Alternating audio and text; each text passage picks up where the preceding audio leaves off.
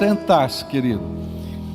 Queria ler a palavra de Deus com vocês, para a gente meditar juntos hoje na palavra.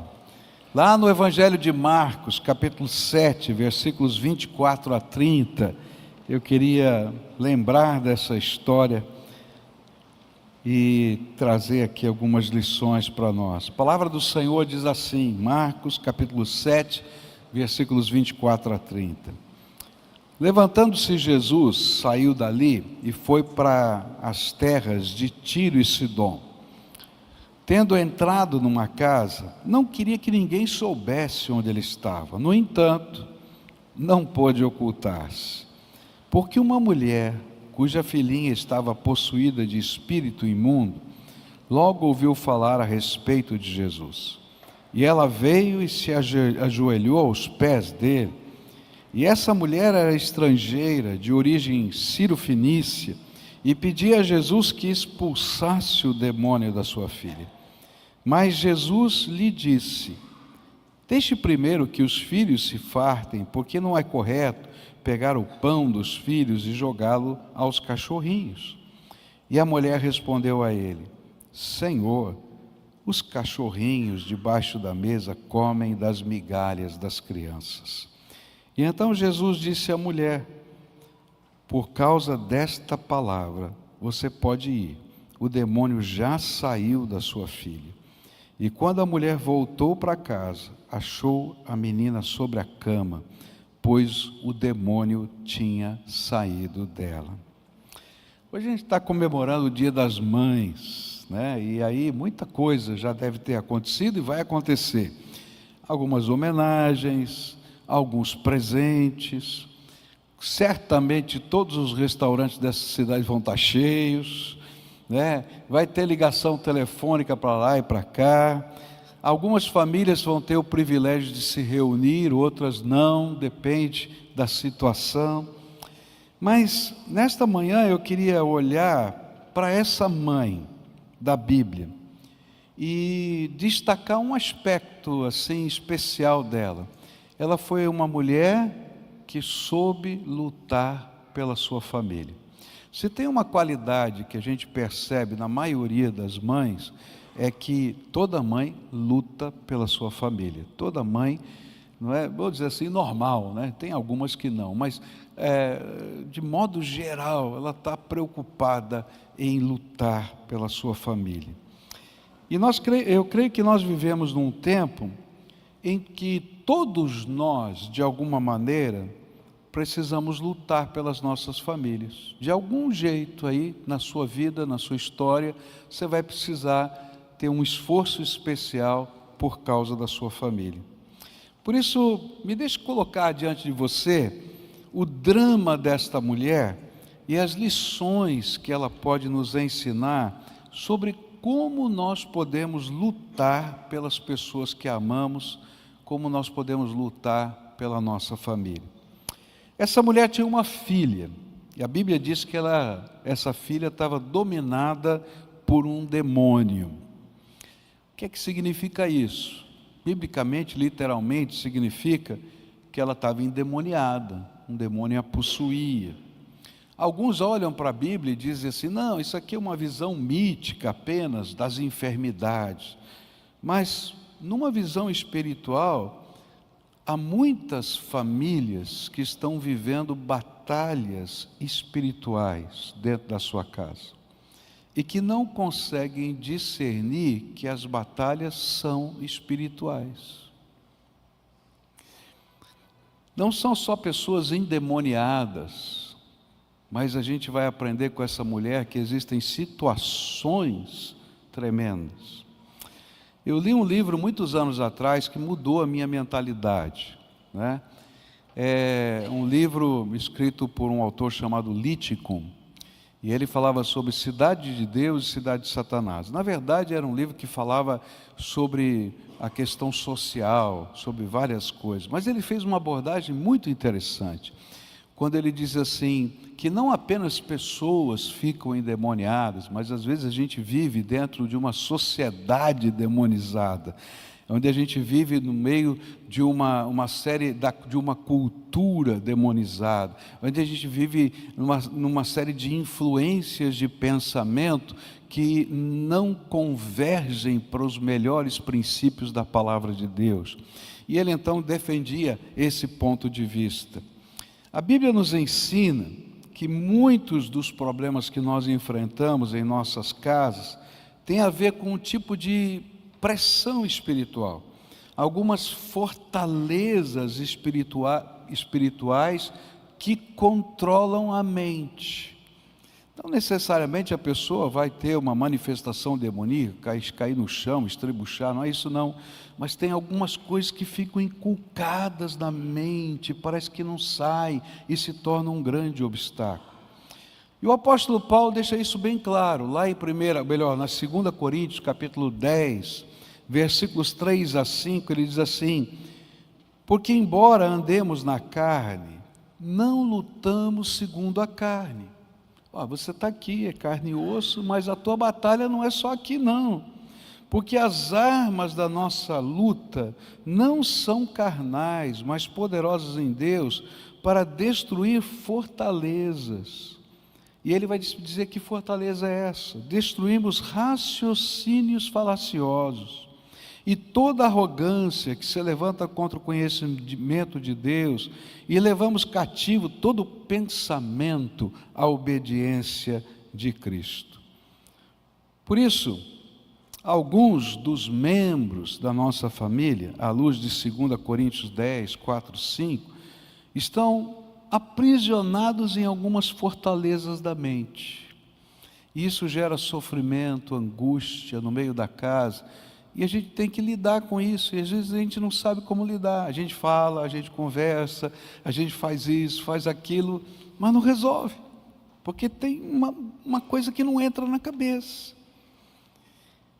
Porque de alguma maneira eles não conseguem enxergar a verdade sobre eles mesmos, sobre a vida, sobre o amor, sobre a fé. E isso envolve todas as áreas da vida. E alguns até, essas fortalezas os aprisionam a vícios, a paixões carnais. Algumas vezes são argumentos falsos que abraçam e não conseguem perceber que são falsos. Às vezes é o próprio orgulho humano que a vida tem que quebrar em determinados momentos para dizer que a gente é só homem. Esta mãe nos ensina como lutar em meio às batalhas que parecem impossíveis de ser vencidas aos olhos humanos. E ela nos ensina a colocar em ação a arma mais poderosa do universo, a nossa fé em Cristo Jesus. Como é que nós podemos colocar em ação essa arma tão poderosa que é a nossa fé em Cristo Jesus? Primeira coisa, está lá no capítulo 15 de Mateus, que é o texto paralelo desse que nós lemos, versículos 21 e 22. Saindo dali, Jesus foi para a região de Tiro e Sidom, e eis que uma mulher cananeia, que tinha vindo daqueles lados, clamava: Senhor, filho de Davi, tenha compaixão de mim, minha filha está horrivelmente endemoniada. A primeira lição que eu aprendo aqui com esta mulher é que ela foi capaz de identificar a real necessidade da sua casa. Qual era o problema da sua casa? Sua filha tinha um problema espiritual. E essa era a real necessidade. O problema que ela vivia, antes de tudo, era espiritual. Por isso, somente armas espirituais poderiam resolver a questão. Mesmo sabendo que a sua filha não iria até Jesus para achar a solução, ela mesma foi até Jesus. Porque alguém que tem um problema espiritual nem sempre quer ter um encontro com Jesus. Nem sempre quer ouvir uma palavra de fé. Nem sempre quer ouvir um conselho. Não é verdade? Às vezes está fechada a mente. Se você fala, não, isso aí já foi, tal, não sei o quê, tal. Tem que haver alguma outra forma de chegar lá. E ela cria que a única pessoa que poderia libertar, salvar a sua filha e a sua casa era o Senhor Jesus, porque aquela era uma batalha espiritual.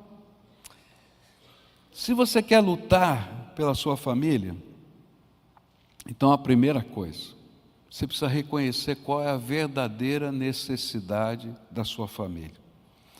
Um dos grandes problemas dos nossos dias é que nós estamos buscando para nós, para a nossa família, para os nossos filhos, o que de fato não precisamos. A gente acha, por exemplo, que para resolver um problema de uma criança, a gente tem que comprar aquela roupa da marca que todos os amiguinhos deles usam.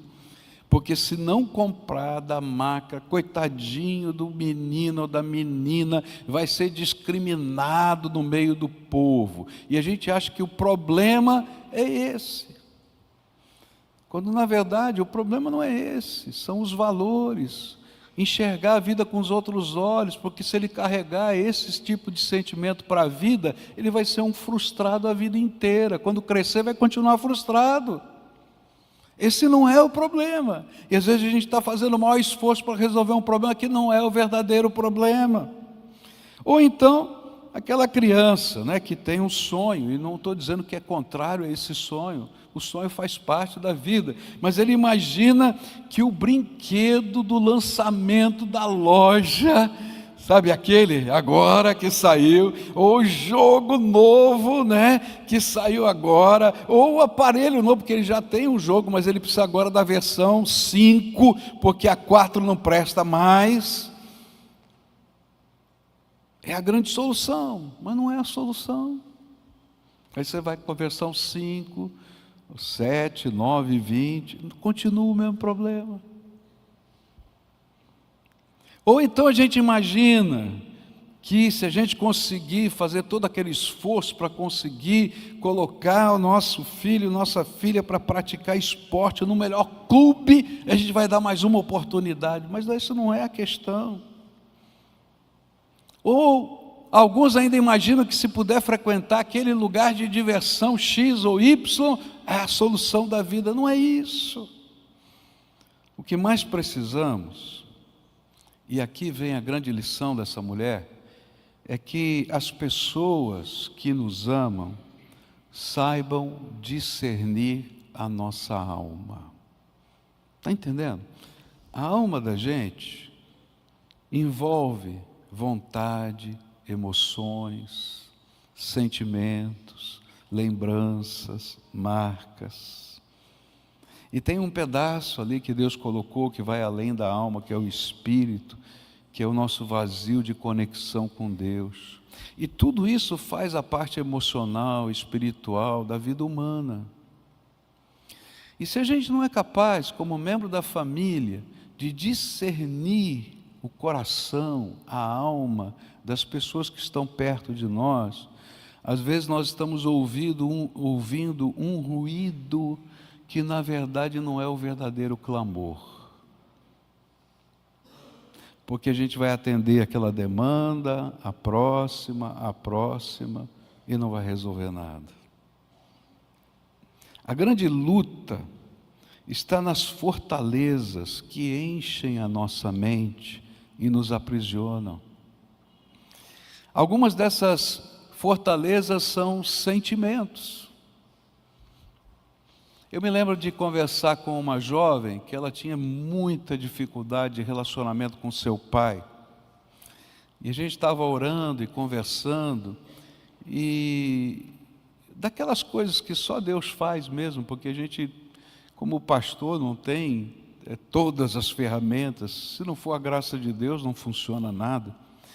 E aí o Espírito Santo me pediu para perguntar para ela de uma lembrança. E aí ela começou a dizer, começou a chorar profundamente, porque quando ela era pequenininha, ela ficava aguardando o papai chegar em casa. E ela tomava banho, lavava o cabelo, e quando o papai chegava em casa, a coisa que ela mais queria era deitar no colo do papai. Mas o cabelo dela estava molhado, e molhava a calça do papai. E aí o papai dizia: seu cabelo está molhado, e empurrava ela para lá. E durante tanto tempo ela só guardava essa cena na mente. Ela cresceu, mas emocionalmente no relacionamento com seu pai, ela era aquela criança de 4, 5 anos, de cabelo molhado, a vida inteira.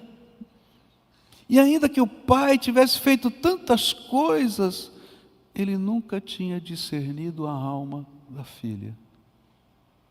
E nem a filha tinha discernido a alma do pai. Queridos, às vezes o nosso problema está em a gente conhecer o verdadeiro problema. E a gente só conhece o verdadeiro problema quando a gente é capaz de discernir a alma dos queridos que estão conosco. Um pastor antigo, falando, já falecido, ele falando num encontro de pastores, chorando, ele nos aconselhando para a gente discernir a alma dos nossos filhos. E ele então contou a experiência dele, triste. E ele disse assim: meu filho se afastou do Evangelho, teve uma série de problemas. E eu tive que, como pastor, excluí-lo da igreja. E ele rompeu as suas ligações comigo, o seu contato. E depois de algum tempo, Deus começou a ministrar no meu coração que eu devia voltar a procurá-lo. E então eu peguei o telefone, liguei para ele, e comecei a falar, pedi perdão para ele de algumas coisas que eu entendia que tinha feito de errado na sua criação, na sua educação. E de repente, do outro lado da linha, o filho bateu o telefone na cara dele. O velhinho que estava lá pregando para a gente chorava. Alguns dias depois, o filho liga para ele e diz: papai, eu quero marcar um encontro com o senhor, vamos tomar um café. E ele vai. E ele diz assim: pai, eu desliguei o telefone, porque naquela hora eu comecei a chorar, e eu não queria que o senhor soubesse que eu estava chorando. Meu orgulho não queria que eu dissesse isso. Porque pela primeira vez o senhor não foi pastor comigo. O Senhor simplesmente foi meu pai. Uau! O grande problema é que às vezes a gente não conhece a verdadeira necessidade. E a gente está investindo em coisas que não são a verdadeira necessidade. Sabe, na casa da gente, a gente não precisa de mais dinheiro. A gente, claro, se tiver dinheiro é uma bênção, é maravilhoso. A gente precisa conhecer a alma um do outro. Às vezes, o que a gente precisa é abrir o coração um para o outro e falar das lutas da nossa própria alma. O que essa mulher me ensina é que existem fortalezas que enchem a nossa mente e aprisionam. Na linguagem espiritual, isso são laços de Satanás que nos amarram. E isso nos amarram no sentimento, esses laços nos amarram nos valores, esses laços nos amarram nos medos. Eu conheço gente que tem tanto medo, mas tanto medo de tudo. E não consegue desfrutar a vida até no momento bom, porque tem medo que ele fique ruim. Não, está bom demais, agora vai vir alguma desgraça. Já ouviu um negócio desse? Talvez até falado, né?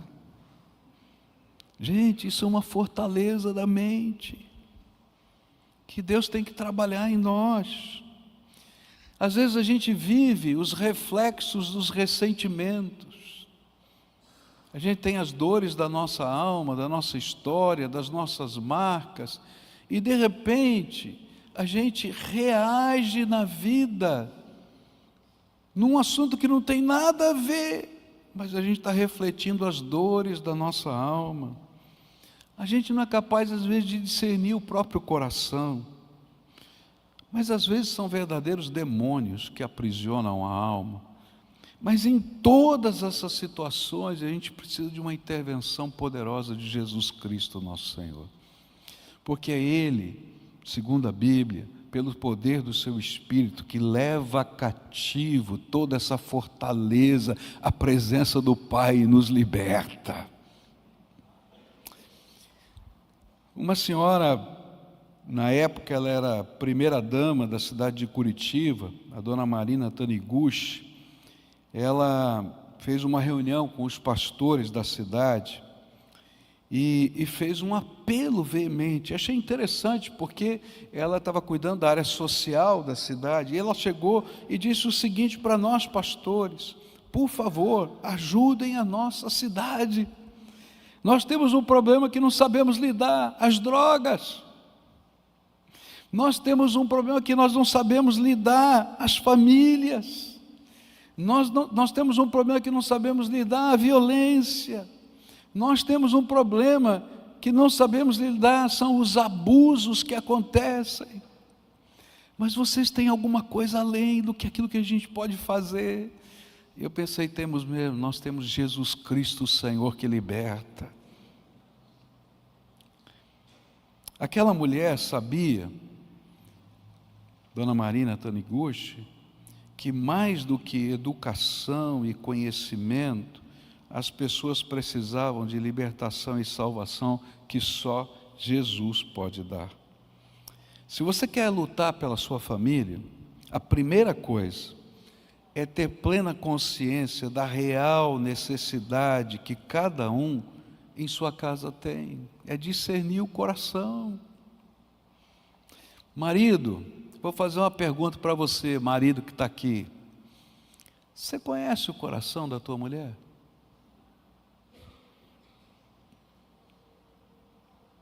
Você está entendendo o que eu estou falando?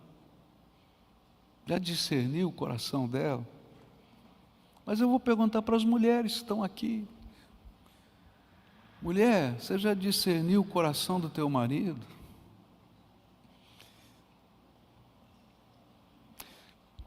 Pais que estão aqui, você consegue discernir o coração dos seus filhos?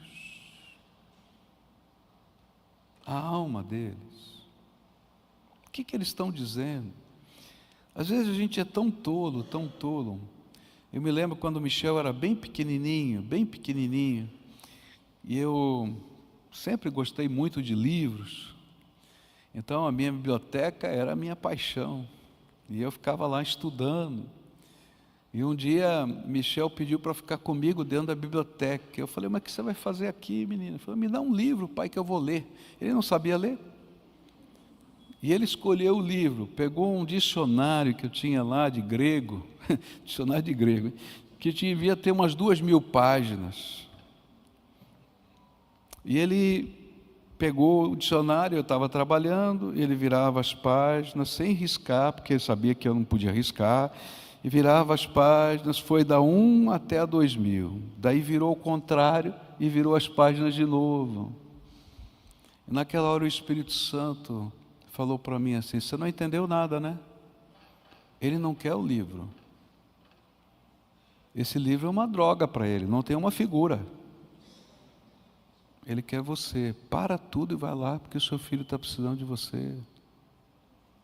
Mas às vezes a gente não é capaz de discernir a alma das pessoas que nós amamos.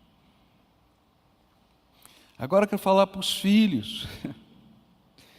Filhos, vocês são capazes de discernir a alma dos seus pais? Você sabia que os seus pais têm muito medo? Muito medo, porque eles sabem que eles não são mais os heróis de vocês.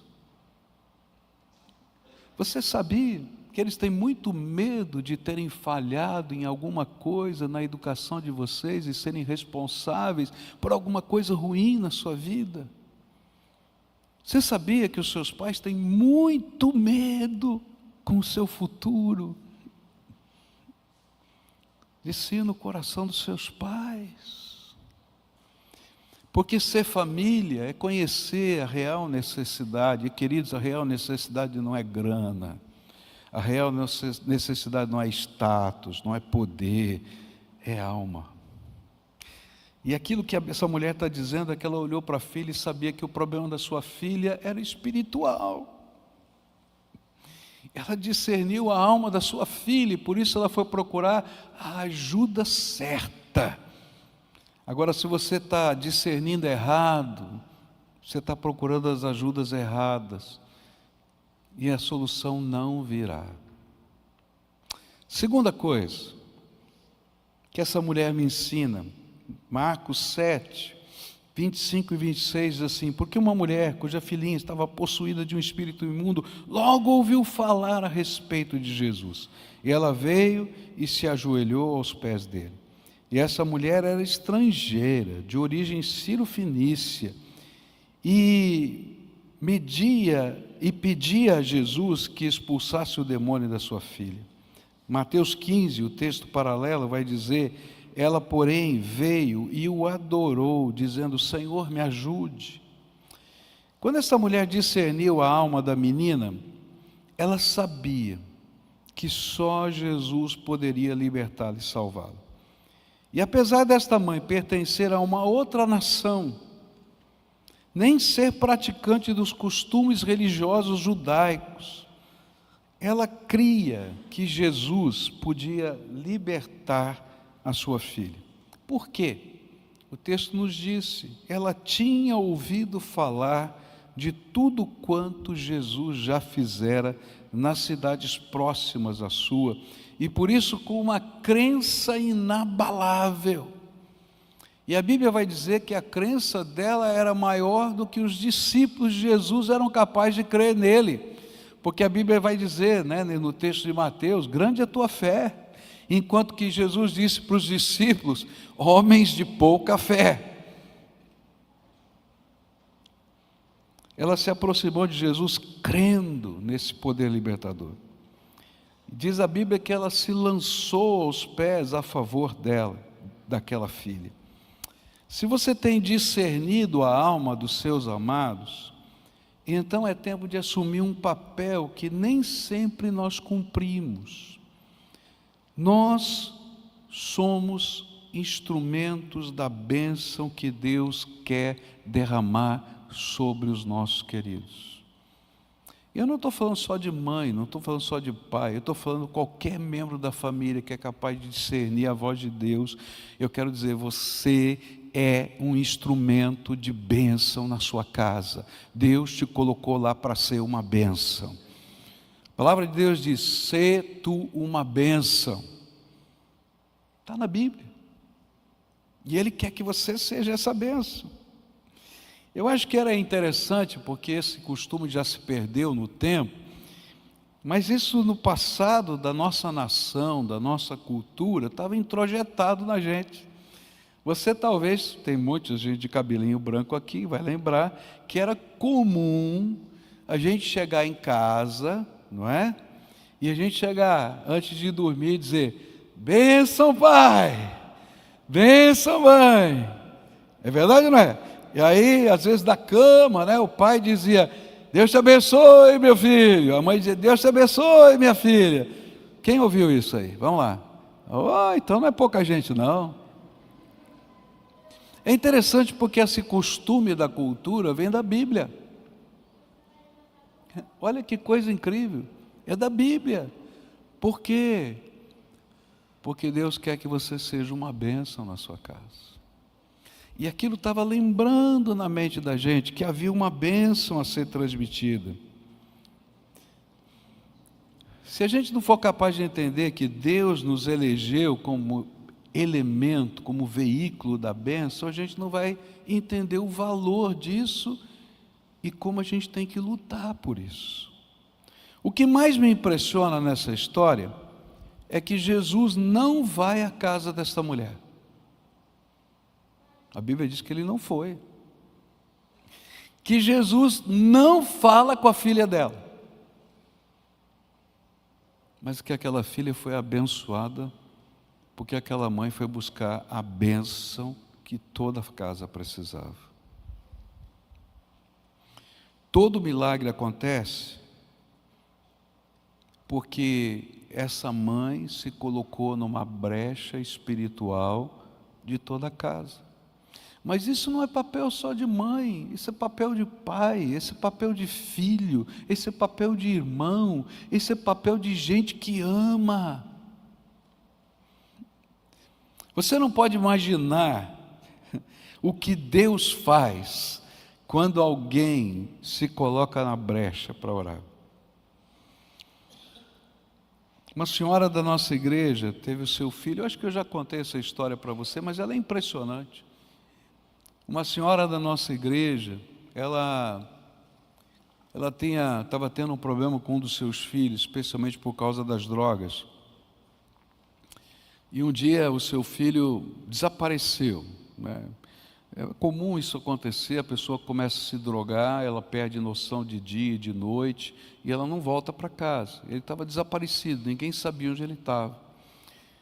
E aí a mãe dele, uma senhora crente, mas estava vendo uma batalha muito grande, ela foi para o quarto do seu filho e se ajoelhou na beira da cama do filho e disse assim: Deus, eu vou lutar pelo meu filho agora e não vou sair daqui enquanto o Senhor não revelar, enquanto o Senhor não trouxer o meu filho de volta para casa. E ela ficou aquela madrugada ali na presença do Senhor, orando e orando e orando. Naquele momento, esse menino estava numa viela, num beco de uma favela, lá na cidade de Curitiba. Jogado no chão, chapado pelas drogas. E uma senhora, negra, forte, que eu não sei o nome, nem aquela família sabe o nome, saiu de casa, olhou para aquele garoto e disse: menino, vai para casa, porque a sua mãe está chorando lágrimas de sangue por você, vai agora para casa. E o garoto, drogado, respondeu azedo para a mulher, começou a falar um monte de palavrões e tal. Aquela senhora não teve dúvida, foi para dentro de casa, pegou a grade do fogão, sabe aquela grade que a gente põe a panela para cozinhar? Pegou a grade do fogão e falou: menino, você vai para casa, porque a sua mãe está chorando lágrimas de sangue por você. Não teve dúvida, começou a bater nas costas dele, mas bater com força, que ficavam as marcas. Vai para casa, que a tua mãe está chorando lágrimas de sangue, vai para casa, e vai para casa. E o menino levantou e foi embora, foi para casa. Quando ele entra em casa, ele encontra a mãe ajoelhada, na beira da cama, orando por ele, escuta e começa a chorar, e conta essa história, diz assim: Deus ouviu a sua oração, mãe, mandou aquela mulher me bater, olha aqui minhas costas, tirou a camisa, mostrou para ela, porque Deus entra em batalhas que você não pode entrar, e Ele usa ferramentas que você não pode usar. Querido, quando a gente usa a maior de todas as armas espirituais, a graça de nosso Senhor Jesus Cristo, ninguém detém. A palavra de Deus diz que não apenas os demônios tremem, mas eles correm, eles vão embora. Não tem arma mais poderosa. Agora, se você não discerne a real necessidade, você não vai buscar a única bênção e a maior bênção. O que eu queria dizer para você: não desista. Por mais tremendos que pareçam os demônios, as circunstâncias que envolvem a vida daqueles que você ama, Jesus continua sendo o Salvador e Libertador. E a minha pergunta é: quanto você tem investido de tempo e disposição na presença de Jesus pela sua casa?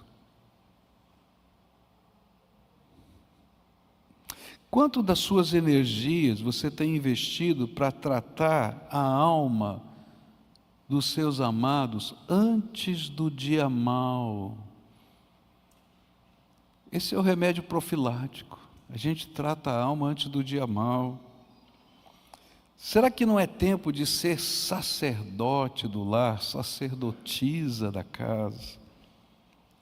Mas ninguém pode desfrutar do poder libertador de Jesus a menos que creia de todo o coração que Ele é a única esperança para os seus queridos. E a minha pergunta é: você crê nisso mesmo, de verdade? Porque às vezes a gente fala uma coisa e vive outra completamente diferente. A gente diz que crê que Jesus é a solução, mas a gente está buscando isso, aquilo outro, e não foca, e não busca, e não se dedica àquilo que é a verdadeira solução. Há poder no nome de Jesus, a gente acabou de cantar isso aqui.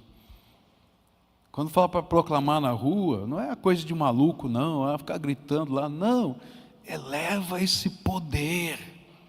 Última coisa, que hoje é dia de terminar cedo, senão o almoço vai sair muito tarde. Última coisa, Mateus 15, 22, o texto paralelo diz assim: certa mulher cananeia que morava naquela terra chegou perto dele e gritou: Senhor, filho de Davi, tenha pena de mim, a minha filha está horrivelmente dominada por um demônio. E o texto nos afirma que essa mulher chegou perto de Jesus e não falou baixinho, não. O que ela fez? Gritou: Jesus, filho de Davi, tenha misericórdia de mim. Deixa eu tentar dizer como eu imagino essa cena. Isso não está na Bíblia, não. Eu estou falando o que está na minha cabeça, tá? Senão a gente mistura as coisas aí, não pode ser. Eu estou falando da minha imaginação. Marcos diz que Jesus estava dentro de uma casa e que ele estava escondido dentro dessa casa e que a mulher descobriu que ele estava dentro dessa casa. E eu acho que não deixaram ela entrar na casa. Você pode imaginar a cena? E o que ela fez? Ela ficou do lado de fora, gritando. E Jesus queria ficar incógnito lá dentro. E ela estragou tudo. Porque agora todos os vizinhos sabiam quem estava lá dentro daquela casa. E a vizinhança começou a sair na janela. Eu estou imaginando, não está na Bíblia, eu estou imaginando. Está saindo na janela e olhando, o que está acontecendo aí fora? E a mulher: Jesus, filho de Davi, tem misericórdia de mim, Jesus, filho... Que coisa! Ela clamou com a intensidade do seu amor para com a sua filha. Aqui para mim é o ponto-chave. Qual é a terceira coisa que eu quero dizer para você? É a intensidade do seu amor que deve dar o tom do clamor. A fé que vence na vida dos nossos queridos é aquela que tem a intensidade do nosso amor. É um clamor que vem do fundo da alma, que perde o senso de propriedade. Ela não estava nem aí se o vizinho estava olhando, não estava nem aí com o comentário dos discípulos.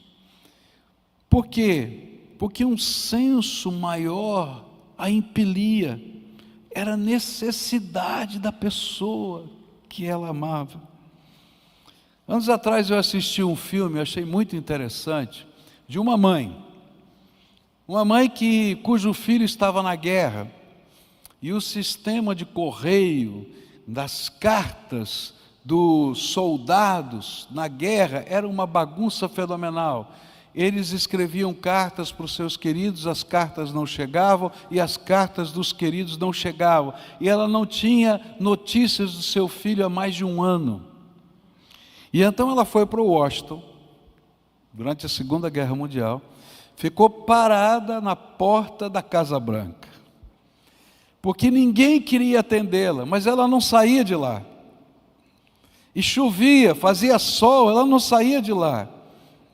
E aí a esposa do presidente Roosevelt viu aquela mulher debaixo da chuva, falou para o seu mordomo ir lá, levar um guarda-chuva para ela e perguntar o que está acontecendo. E ela continuou lá, com o guarda-chuva na mão, mas continuou lá. E o homem disse: ela quer notícias do seu filho que está na guerra. E aquilo mexeu no coração da Eleonora Roosevelt. E ela vai até lá e diz: o que é que está acontecendo? Diz assim: eu vim aqui para falar com a senhora. É a única pessoa que pode entender o que eu estou vivendo. Essas cartas têm que chegar. E por causa disso o correio de guerra mudou. Agora, se a gente é capaz ou alguém é capaz de ter intensidade de amor para falar com um representante do governo, por que a gente não tem intensidade de amor para falar com o Deus do universo? O Todo-Poderoso Senhor do céu e da terra, que um único decreto muda tudo. A menos que você não creia. Agora, se você crê, então você vai usar a intensidade da sua alma. E não importa o que os outros falem. Olha só o que os discípulos falaram. Então, os seus discípulos, aproximando-se, disseram: mande-a embora, pois vem gritando atrás de nós. Mas quem luta diante do Senhor, na intensidade do seu amor pelos seus, não desiste, mesmo quando as pessoas não compreendem a sua intensidade. Por isso, nada, nem ninguém poderiam impedir aquela mulher de tratar a alma da sua filha. Nem a crítica dos judeus, nem os apóstolos, nem o silêncio inicial de Jesus, porque Jesus não falou nada logo de cara, ela continuou insistindo, nem os argumentos do Senhor a respeito de que naquele primeiro momento os milagres estavam reservados aos filhos de Israel. Falou assim: não vou dar comida do filho para o cachorrinho. Ele falou: não está aí não, o cachorrinho também come debaixo da mesa, eu vou ficar aqui debaixo da mesa, tiver uma migalhinha, já serve, porque essa migalhinha é poderosa. Foi um intenso clamor que ela fez para Jesus, que fez Jesus dizer: grande é a tua fé, pode ir para casa, porque a sua filha já foi liberta. Sabe o que me entristece? É que pouco, muito pouco, nos faz desistir. Alguns deixam de tratar a alma dos seus por causa de um projeto de vida. Se abraçou um projeto de vida e o resto do povo da sua casa está à mercê de tudo.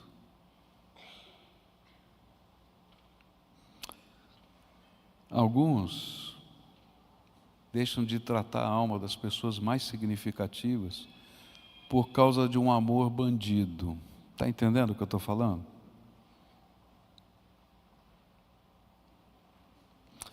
Outros destroem uma família por causa de uma tara desenfreada. Outros só por causa de grana. Outros por status. Às vezes até por causa de uma balada. Pior, às vezes uma novela, um TV, um jornal, uma série. A pergunta é: será que a alma dos seus não vale mais? Com que intensidade você entendeu que pode ser uma bênção? Está entendendo? Você é a bênção que Deus colocou lá. O Senhor tem posto você como vigia espiritual dos seus queridos. Se você teme ao Senhor, se você crê que Jesus é a esperança da vida, Deus te colocou aí para isso, para ser uma bênção. Por isso, se você deseja ver a libertação espiritual deles, terá que seguir o exemplo dessa mãe. Creia no poder libertador de Jesus. Discirna claramente qual é a verdadeira necessidade. Não perde o foco. Busque-o na intensidade do seu amor, não na intensidade da sua religião, da sua tradição, ou mesmo da sua razão.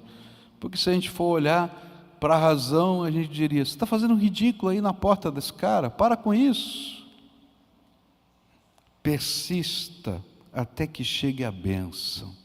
Não desista diante dos obstáculos, mesmo que seja o aparente silêncio do Senhor, a demora ou a recriminação das pessoas. E eu vou garantir para você, algo extraordinário de Deus vai acontecer. Sabe por quê? Porque Deus é bom. E a Bíblia diz que a misericórdia dele se renova todas as manhãs. Todas, todas. Mas às vezes ele nos prova. Você crê mesmo? Ou eu sou só a última alternativa? Hoje o Senhor quer levar uma bênção para a sua casa. E eu queria terminar esse culto, que a gente sempre termina cantando, lembra disso? Cantando uma canção que você conhece, que é uma oração. Ela que diz assim: entra na minha casa, entra na minha vida e faz um milagre em mim. Porque, queridos, como tem gente precisando ser tratada na alma. Talvez você que esteja aqui seja a pessoa que mais precisa ser tratada na alma hoje. Mas o mesmo Senhor que entrou na casa daquela mulher é aquele que está aqui hoje e faz essas coisas tremendas em nós. Se você reconhece a sua própria necessidade, clama. E não desiste não, pede para Ele, e Ele vai vir com graça, misericórdia, poder. Coisas que a gente não imagina acontecem. Às vezes a gente imagina que o jeito de Deus vai ser esse, aquele, aquele. Não inventa não, deixa que Deus é mais sábio que você. Às vezes a gente quer dar receita para Deus do bolo. O bolo de Deus é mais gostoso, pode deixar. Ele sabe fazer melhor. Só lança diante dEle e busca. A necessidade é essa. Trabalha, Senhor, por favor, trabalha. Eu não sei como, não sei de que jeito, qual vai ser a solução, mas eu quero dizer para você que Deus, na sua sabedoria, mexe em todas as circunstâncias e revela o poder dEle e derrama graça sobre nós. Hoje é dia das mães, mas antes de tudo é o dia da família. É o dia em que a gente olha para a nossa casa, a gente olha para nós mesmos e a gente busca algo que a gente não tem. É interessante porque eu podia ter lido muitos livros e continuar cego, se não fosse o Espírito Santo dizendo assim: você está entendendo que o teu filho não quer o livro? Porque não é uma questão de cultura, sabedoria, é de discernimento que o Espírito Santo nos dá.